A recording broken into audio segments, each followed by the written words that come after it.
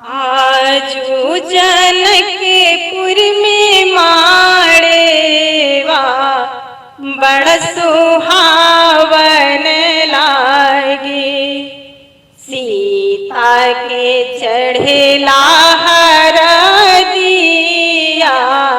मन भावन लागे। आजू जनकपुर में माड़ेवा बड़ सुहावन लागे।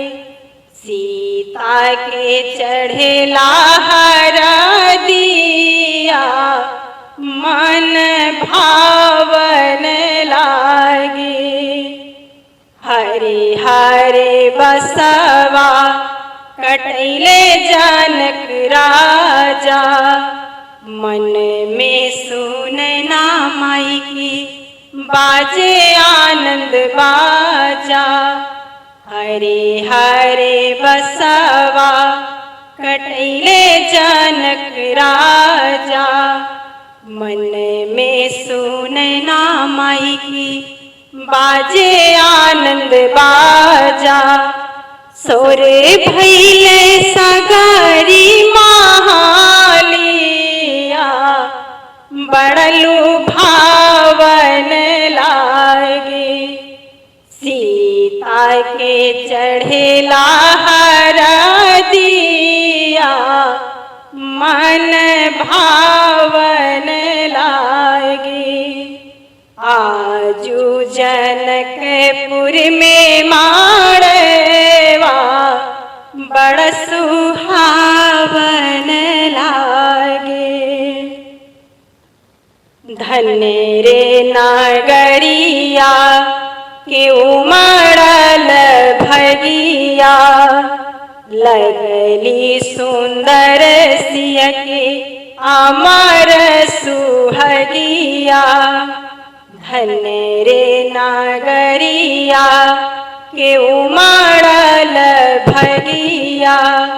लगली सुंदर सिय के अमर सुहगिया। चौक पुरावल आंगनवा बड़ा पावन लागे। सीता के चढ़ेला हरदिया मन भावन लागे। आजू जनकपुर में माड़ेवा बड़ सुहावन लागे। आँखी के पुतरिया जब भेजबो नागरिया। हर दीदार की जई हैं गिरी हैं बिजुरिया। आँखी के पुतरिया जब भेजबो नागरिया।